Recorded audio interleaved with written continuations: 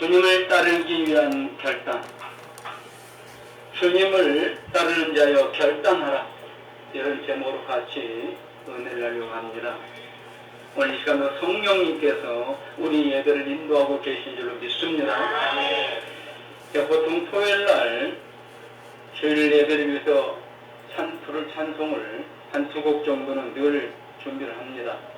근데 어제는 몇 시간을 기도하는데도 찬송이 적당 마음에 감동이 없었습니다.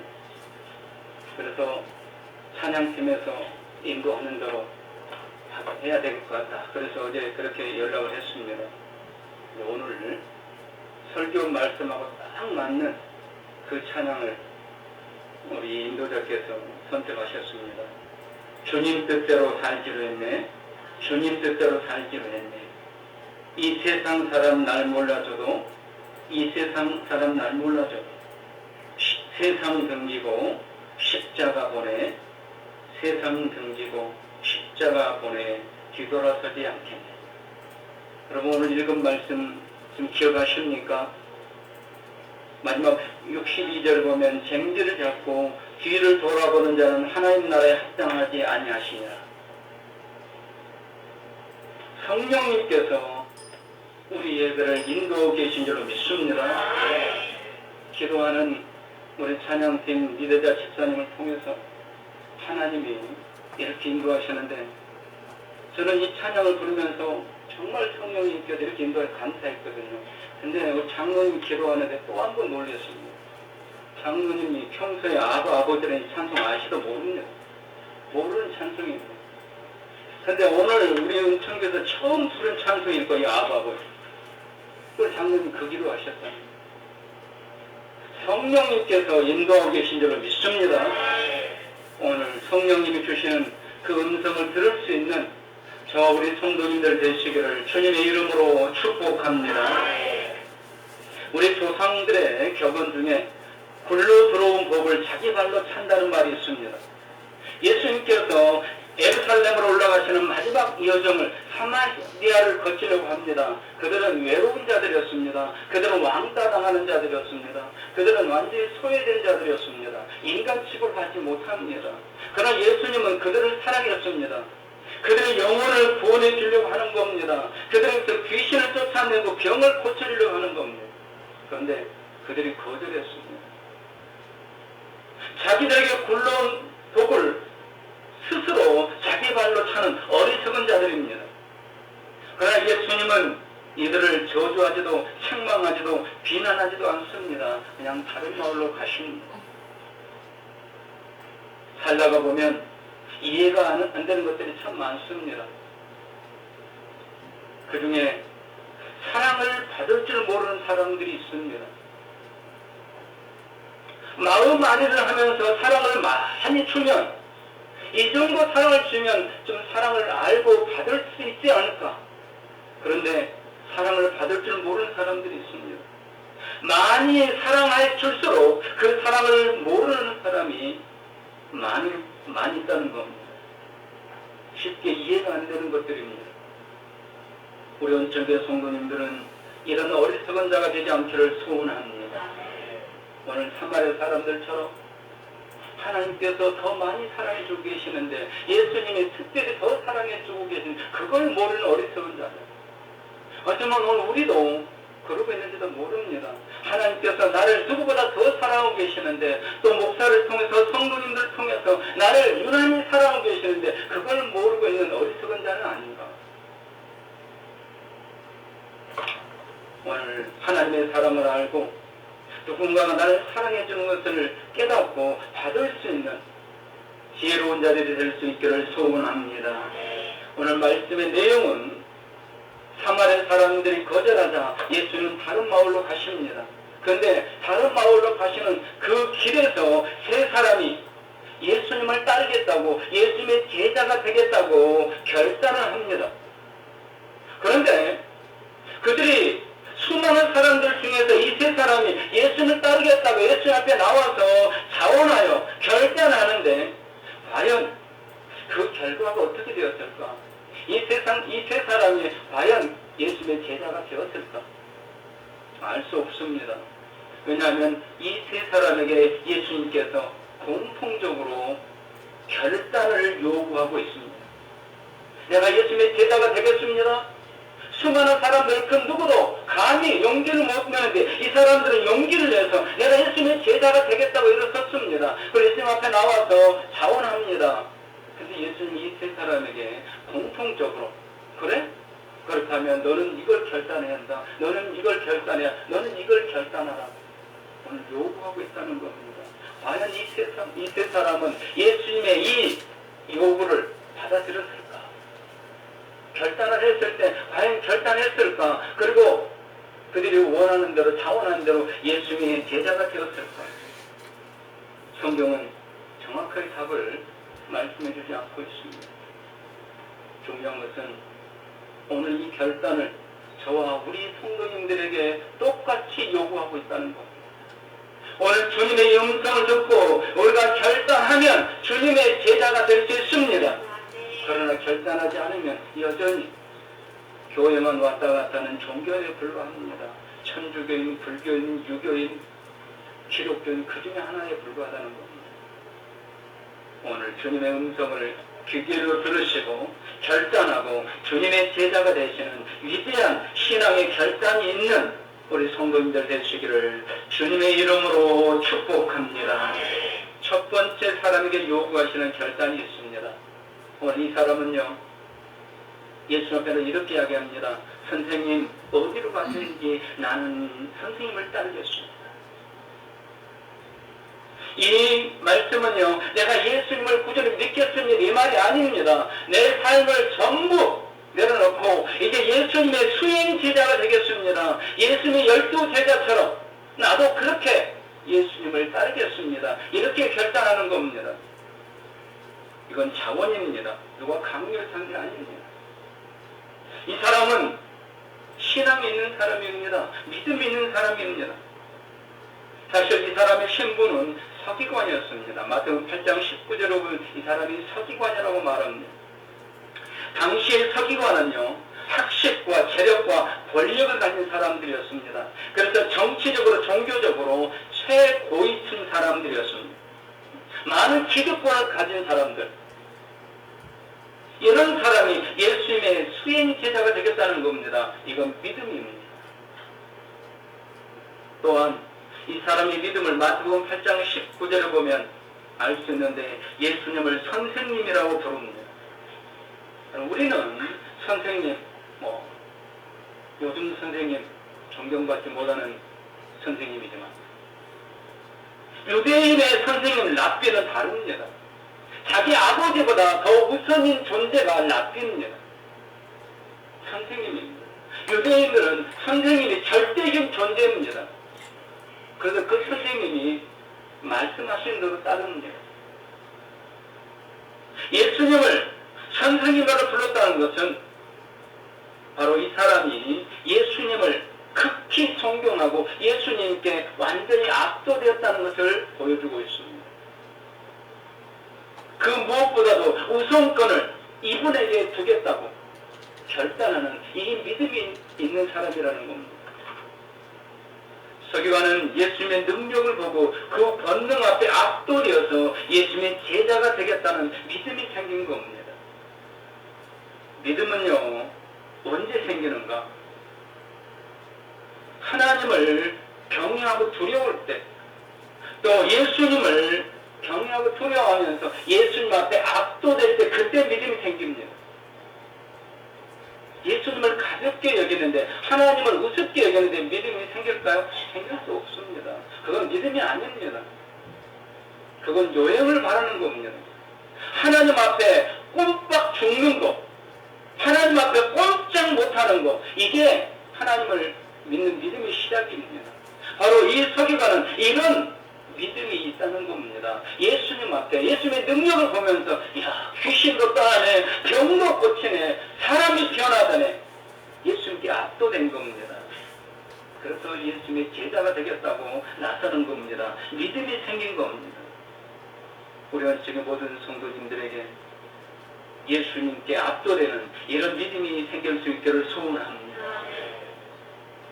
예수님 그 앞에 꼼짝 못하는 이런 신앙인이 되어야 한다는 겁니다. 오늘 이 사람이 예수님께 뭐라고 고백하고 있습니까? 그 능력을 보고 그 앞에 예수님 앞에 압도되었습니다. 그러나 이렇게 이야기합니다. 어디로 가시든지 선생님이 어디로 가시든지 저도 이제는 내 기득권 다 내려놓고 예수님을 따르겠습니다. 어쩌면 이런 결심일 수도 있습니다. 근데 예수님께서 이 사람에게 오늘 뭐라고 말씀하십니까? 예수님께 압도되어서 예수님이 어디로 가든지 이제는 예수님을 따르며 예수님을 섬기겠다고 하는데 오늘 예수님께서 이 사람에게 58절에 이렇게 말씀하십니다. 예수께서 이르시되 여우도 굴이 있고 공중의 새도 집이 있으되 인자는 머리 둘 곳이 없도다. 왜 예수님은 제자가 되어 수행하고 섬겼다는 사람에게 이런 말씀을 하실까요?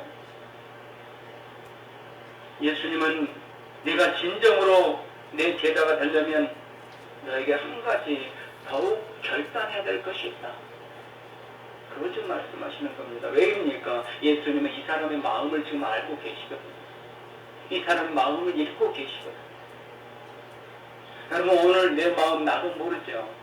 예수님은 알고 계십니다. 예수님은 읽고 계십니다. 그래서 오늘 이 사람의 마음을 읽고 지금 이 사람에게 그래 네가 많은 결단을 했다. 그러나 너에게 한 가지 더 결단해야 될 것이 있다. 그게 뭘까요?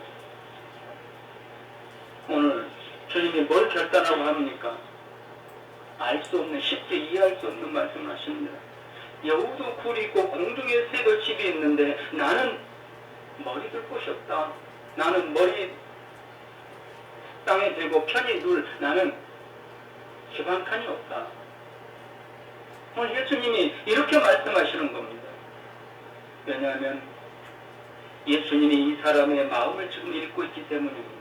예수님이 이 사람 마음을 읽어보니까 이 사람이 예수님을 따르겠다, 예수님의 수행 제자가 되겠다 하는 것은 예수님의 능력을 본 겁니다.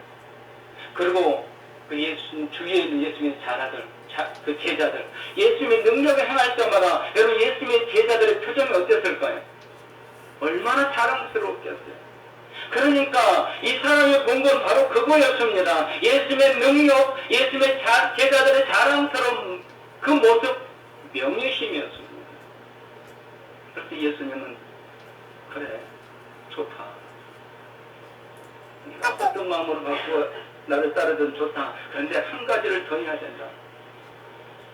너의 가진 기득권을 내려놓을 수 있는 그 결단을 해야 된다. 예수님은 이 사람이 알지 못하는 것이 있다는 걸 지금 지적하시는 겁니다. 예수님을 따르겠다고 하면서 알지 못하는 것은 그게 뭡니까? 예수님의 삶이 지금 어떠한 삶인가? 예수님을 따르는 제자들 12명의 제자가 어떻게 살고 있는가를 전혀 모르고 있는 겁니다.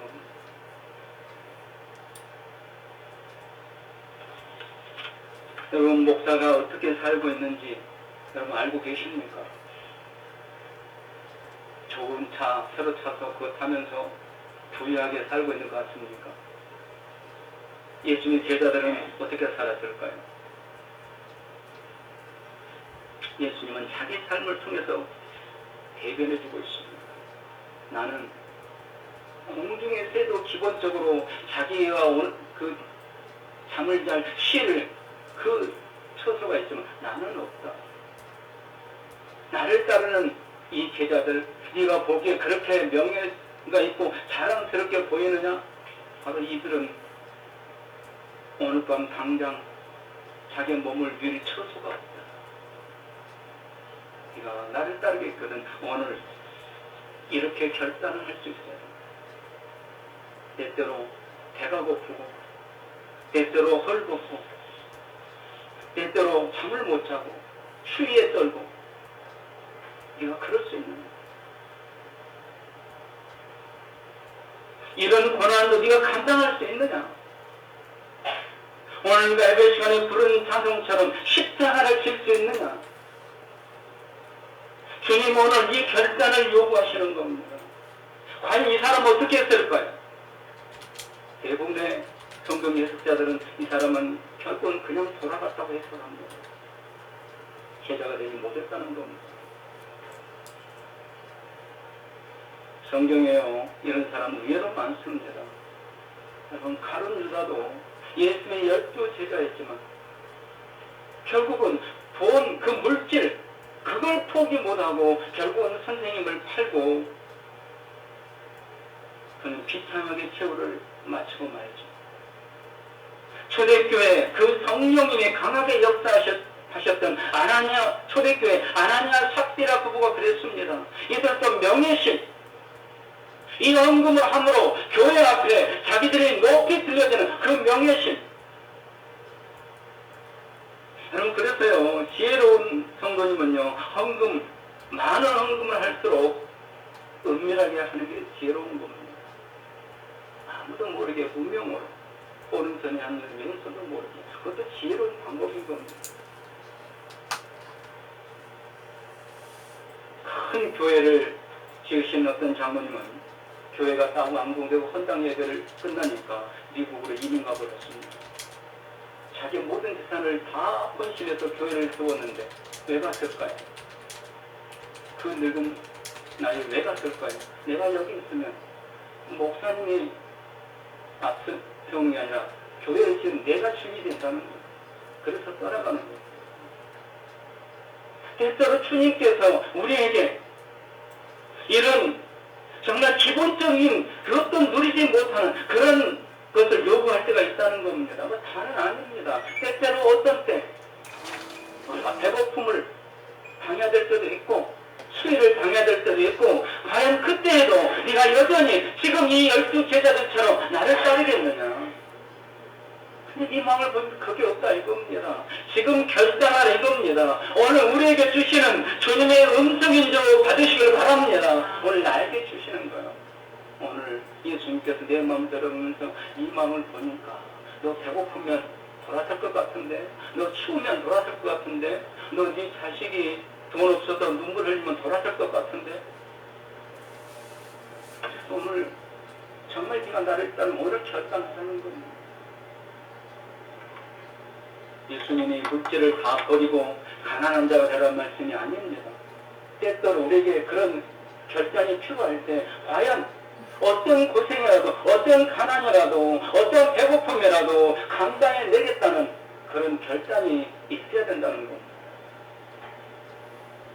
오늘 저 우리 은총교 성도님들이 다시 한번 신앙의 위대한 결단을 할 수 있기를 소원합니다. 주님이 원하신다면 매일의 내 삶 속에서 누릴 수 있는 기본적인까지도 내려놓을 수 있는 결단을 하는 거예요. 당연히 다른 사람은 다 누리는데 매일 삶 속에서 누릴 수 있는데 주님이 원하신다면 누릴 수 있는 그것까지도 내려놓을 수 있는 그런 결단을 해야 주님을 끝까지 따를 수 있다는 겁니다. 그러면 그 사람에게는 천국이 기다리고 있습니다. 이 땅에서는요, 영원히 누릴 것이 없습니다. 영원한 대통령이 있습니까? 영원한 법무장관이 있습니까? 나는 조국 그분은 절대로 천국에 안 내려올 줄 알았어요. 그렇게 잘못을 많이 하고 공격을 당해도 끝까지 버텼고 대통령도 끝까지 지켜줬거든요. 근데 결국은 내려오더라고요. 이 땅의 것은 영원한 거 없습니다. 그러나 천국의 것은 영원합니다. 건강도 사회도 지위도 평안함도 행복도 이 땅에서는 영원할 수 없습니다. 잠시 머무는 겁니다. 그러나 천국의 것은 영원합니다. 그래서 천국 것을 얻기 원한다면 오늘 결단하라는 겁니다.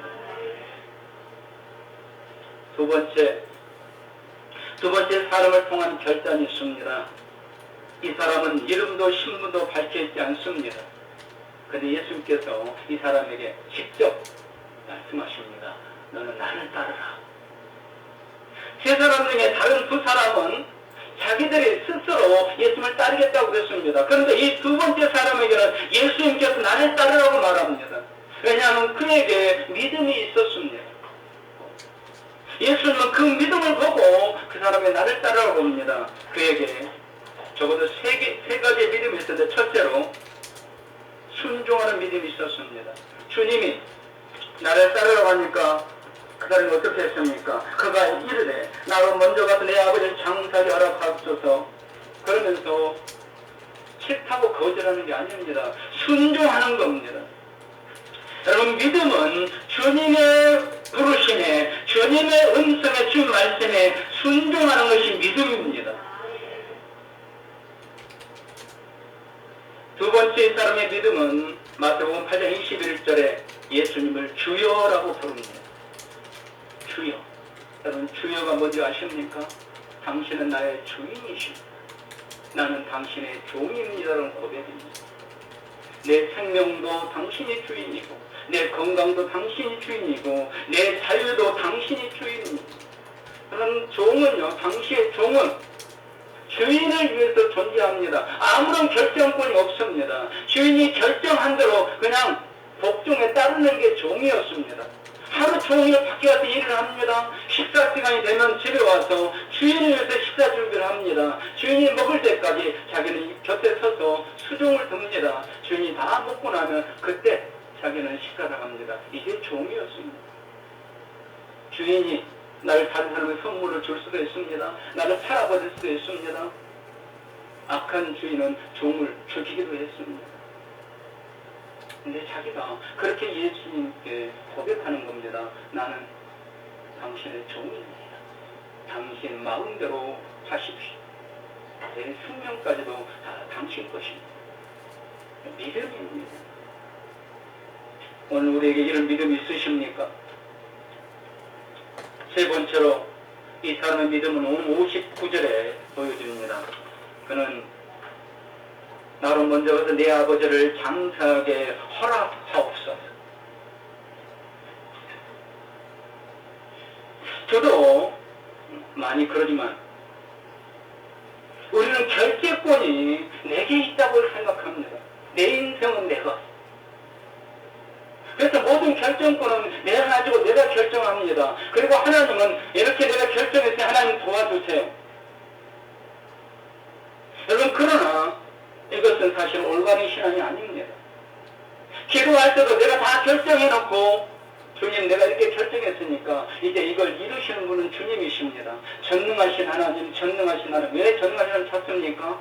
결정했으니까 이루어주실 하나님이라는 겁니다. 그러나 오늘 이 사람은 결정권자가 자기가 아니라는 겁니다.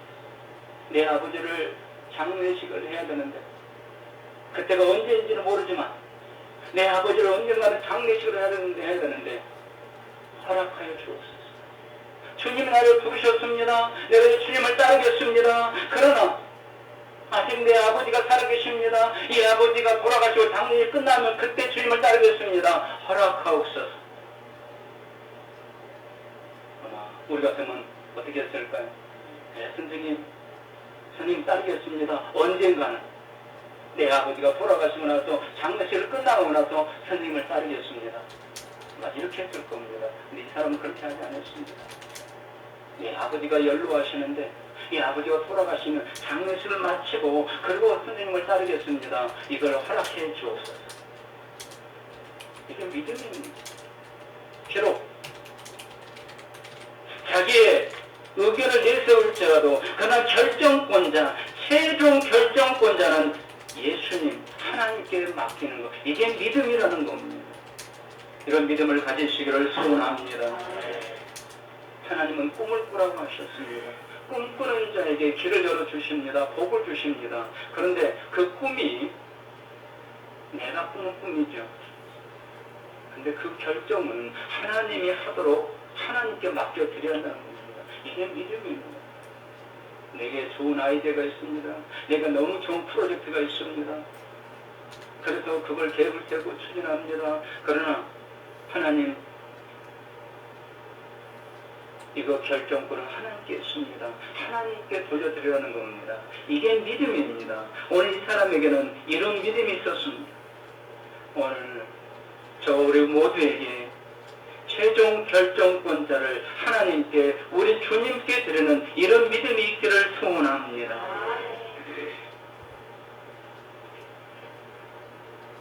주님의 부르심에 거절하지도 않고 생각해 보겠다고도 하지도 않고 기도해 보겠다고도 하지 않고 순종하겠다고는 이 사람. 근데 주님은 이 사람에게 오늘 결단을 요구하십니다. 60절 우리 같이 읽습니다. 이르시되 죽은 자들로 자기의 죽은 자들을 장사하게 하고 너는 가서 하나님의 나라를 전파하라 하시고. 아멘. 왜 이 사람에게 이런 결단을 요구할까요?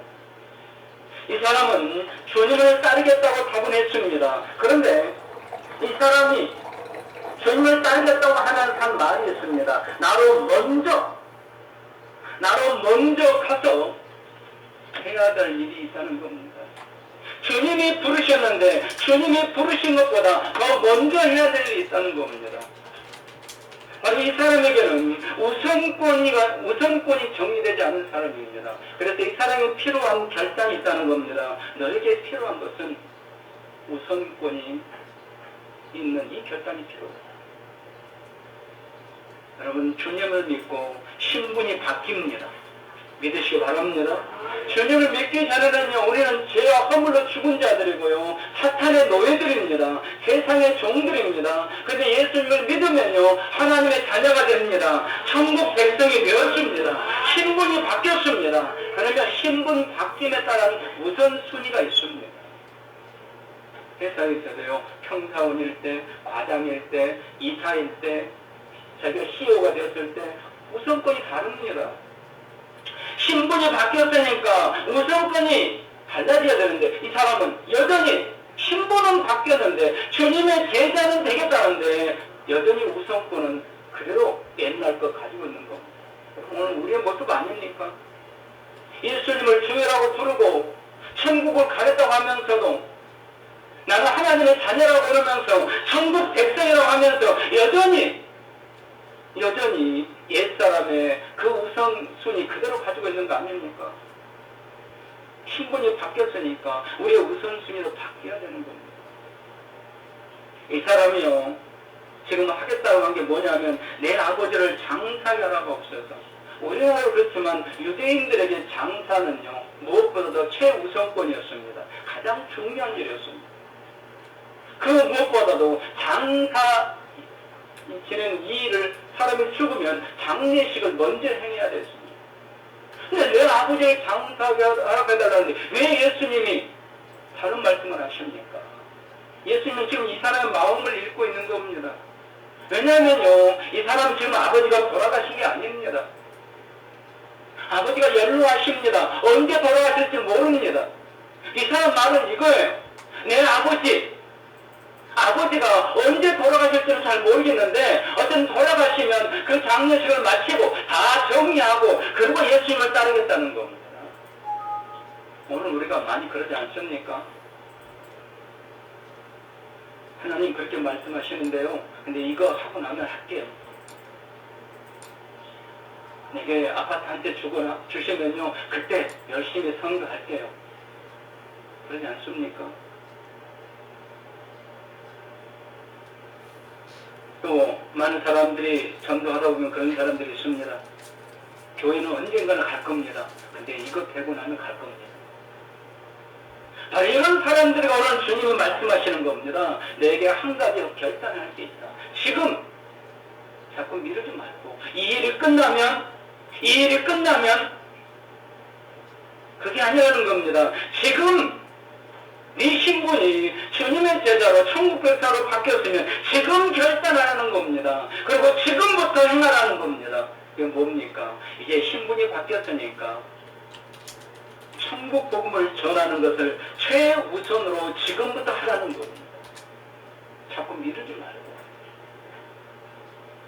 기도하자고 그러면 자꾸 미루는, 다 그러잖아요. 우리 성도님들 솔직히 다 미루잖아요. 마음속으로 기도해야 되는데 그러면 언제부터 할게요. 이러지 말라는 겁니다. 지금 결단하라는 겁니다. 믿음은요, 미루는 거 아닙니다. 지금 하나님께서 나에게 말씀하셨으니, 지금 아멘 하셨으니, 지금 행동으로 옮기는 결단을 하라는 겁니다. 자, 라우렌스의 모든 성도님들이 지금 결단하실 수 있기를 소원합니다. 세 번째 사람을 통한 결단이 있습니다. 이 사람도 신분도 이름도 밝혀있지 않습니다. 근데 이 사람도 스스로 주님의 제자가 되겠다고 나선 고백하는 사람입니다. 이 사람도 믿음 있는 사람입니다. 왜입니까? 오늘 61절에 보면 주여 내가 주를 따르겠나이다.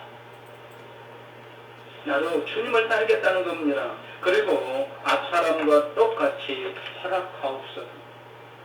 주님이 이제 내가 주님을 따르겠는데 주님이 나의 이제 선생님, 나의 납비가 되어주셨으니 이제는 선생님의 허락을 받아야 됩니다. 이 사람들은요, 예수님을 자기 납비로 모시면서도, 납비로 섬겨하면서도 모든 결정권을 이제 납비에 드리는 겁니다. 오늘 우리가 예수님을 나의 주라고 고백한다면 결정권을 당연히 돌려드려야 되지 않겠습니까? 이 사람이 이런 믿음이 있었는데, 근데 예수님은요, 이 사람에게 또 결단을 요구합니다. 62절, 우리 같이 있습니다. 예수께서 이르시되 손에 징계를 잡고 뒤를 돌아보는 자는 하나님의 나라에 합당하지 아니하니라 하시니. 아멘. 이 사람이요, 주를 따르겠다고 했습니다. 그런데 여기 중요한 전미사가 하나 있습니다. 내가 주를 따르겠나이다마는, 그러나 이 말입니다. 내가 주님을 따르겠습니다. 그러나 나로 먼저 이 일을 하게 하옵소서. 이게 뭡니까? 가족과 이별하게 해달라는 겁니다. 작별식을 행하게 해달라는 겁니다. 여러분, 창세기부터 요한계시록까지 하나님께서 부르는 사람들 많이 있습니다. 공통점이 뭐냐면 하나님이 불렀을 때 멈칫멈칫하는 사람은 더 이상 하나님이 부르지 않습니다. 그 자리에서 결단한 사람. 삼지어들도요, 하나님이 불렀을 때 그들이 어떻게 결단했는가 보십시오. 예수님이 12제자가 예수님께서 부르셨을 때 그들이 어떻게 결단했는가. 그물을 깁다 그들을 놓고 예수님을 따랐습니다. 세간에 앉아서 그 세무 위를 보다가 그냥 내려놓고 예수님을 그 자리에서 따랐습니다. 근데 이 사람은 지금 그걸 못하고 있는 겁니다. 주님을 따르기는 하겠는데, 그런데 나로 먼저 이걸 하고 있습니다. 이 사람이 필요한 건 뭡니까? 지금 당장 모든 걸 내려놓아야 되는, 이게 필요하다는 겁니다. 이 사람에게 그것이 뭐였습니까? 인간의 정이었습니다. 부모와 가족들, 이건 피로 맺혀진 거죠. 정말 끈끈한 거잖아요. 남은 미워해도, 내가 아무리 내가 싫은 짓 해도 나는 남이 미워하는 거 나는 볼 수 없는 거, 이게 가족이잖아요. TV에 가끔 이렇게 프로를 보면요, 그 예능 프로에 자기 남편들을 신랄하게 헐쓰는 그 프로들이 몇 개 있더라고요. 그거 보면 대한민국 남자들은 다 죽일려고. 근데 속으로서 왜 저런 남자하고 사는가? 그러면 그냥 자기가 돈 벌어서 혼자 살면 되지. 저렇게 미워하고 싫다는 게 왜 사는가? 그런데요, 다른 그 패널들이 자기 남편 욕하잖아요? 그러면 그렇게 화를 내더라고.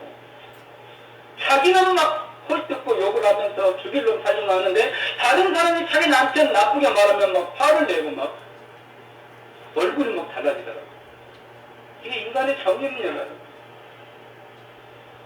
그런데 예수님께서 때때로 네가 이 인간의 정까지 내려놓는 결단이 필요하다는 겁니다. 그래서 예수님께서요, 수많은 사람들이 쌓였을 때 사람들이 밀려왔습니다. 그때 예수님의 어머니와 형제들이 예수님 찾아왔잖아요. 그때 예수님은 나가지도 않습니다. 누가 내 어머니고 누가 내 형제냐? 아버지 뜻대로 행하는 자라.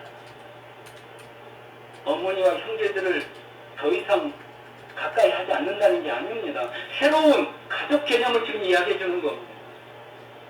신분이 바뀌었으니까 이제 우리가 어떤 결단을 해야 되는 걸 말씀하는 겁니다. 때때로 우리 주님이 원하시면 인간의 정까지도 끊을 수 있고 내려놓을 수 있는 이 결단이 너에게 있느냐고 물으시는 겁니다.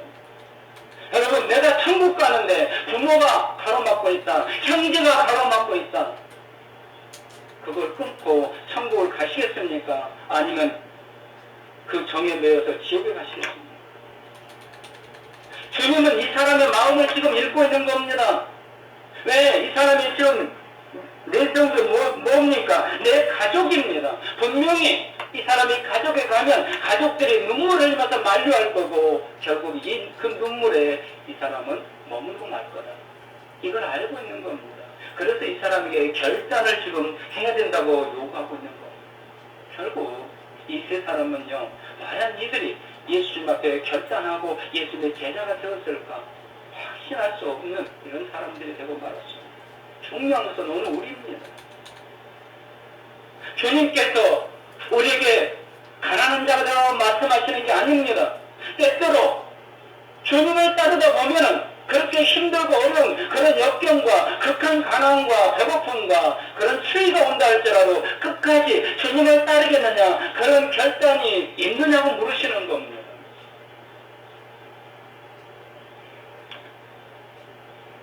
지금부터 96년 전 1923년 미국 시카고의 에드워드 비치 호텔이라는 화려한 그 호텔에 19명이 자리를 같이했습니다. 세간에 화제가 됐고 모든 신문 기자들이 다 몰려들어 취재를 합니다. 왜냐하면 이들은 20세기에 신화를 일으킨 미국의 대표적인 기업가들이었습니다.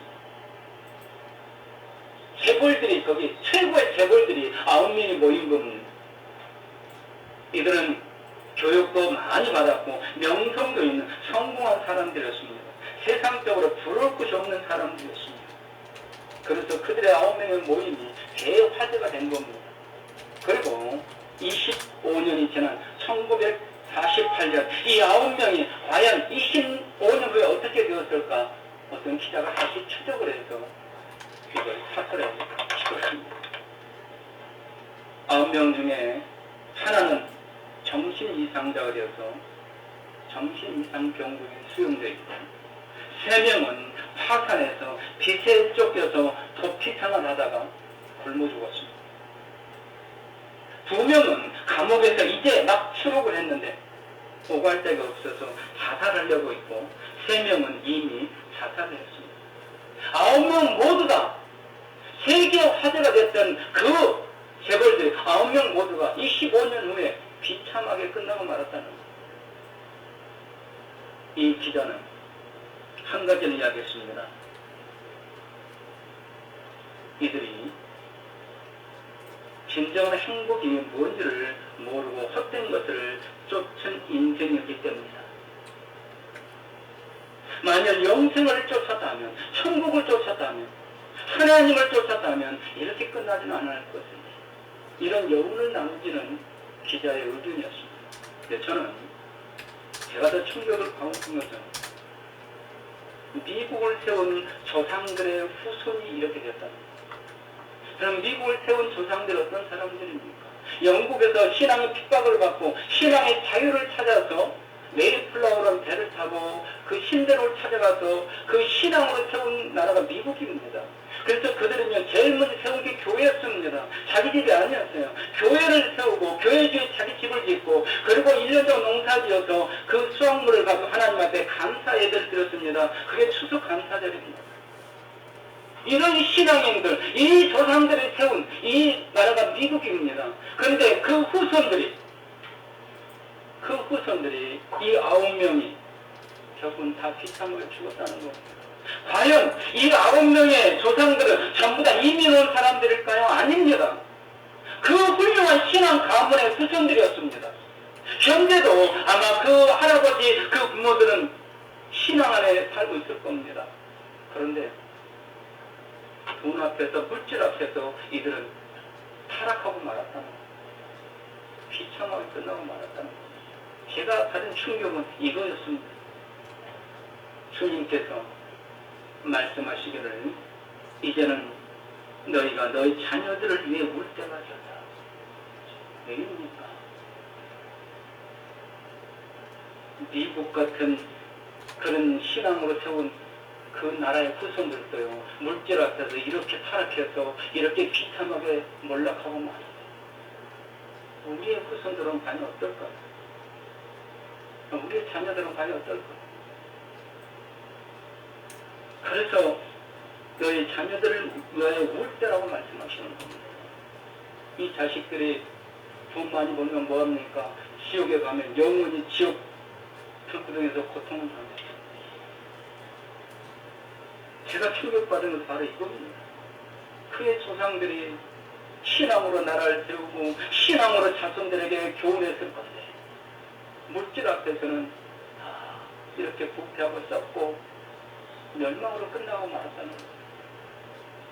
오늘 우리 주님은 그러므로 결단을 지금 요구하십니다. 돈 때문에, 물질 때문에 주님을 끝까지 따르지 못하는 이런 일이 네 앞에 있을 때 그때 과연 어떻게 하셔야 됩니까? 오늘 결단하라는 겁니다. 쟁기를 잡고 뒤를 돌아보는 자는 하나님 나라에 합당하지 않느니라. 그럼 누굽니까? 소돔과 고모라 산이 멸망할 때 절대로 뒤를 돌아보지 말고 앞을 산을 향해 도망가라고 롯의 가정을 구원해 주었습니다. 그런데 롯의 아내는 뒤를 돌아보는 것으로 소금 기둥이 되고 말았습니다. 뒤를 보지 못한 겁니다. 저 성에 있는 내 그 재물들, 내 액세서리, 내 비싼 그 옷, 그게 불이 탄다고 생각 돌아보는 순간 소금기둥이 되고 말았습니다. 쟁기를 잡고 뒤를 돌아보지 말라는 겁니다. 말씀을 마치면서 이렇게 결단하는 자들에게 주님이 주신 약속의 말씀을 우리 같이 읽고 마치겠습니다. 마태복음 6장 30절에서 34절입니다. 자, 우리 같이 읽습니다. 오늘 있다가 내일 아궁이에 던져지는 들풀도 하나님이 이렇게 이쁘시거든 하물며 너희를 좋아하거든 믿음이 작은 자들아 그러므로 염려하여 이르기를 무엇을 먹을까 무엇을 마실까 무엇을 입을까 하지 말라. 이는 다 이방인들이 구하는 것이라. 너희 하늘 아버지께서 이 모든 것이 너희에게 있어야 할 줄을 아시느니라. 그런즉 너희는 먼저 그의 나라와 그의 의를 구하라. 그리하면 이 모든 것을 너희에게 더하시리라. 그러므로 내일 일을 위하여 염려하지 말라. 내일 일은 내일이 염려할 것이요 한 날의 괴로움은 그날로 족하니라. 아멘. 기도하십니다.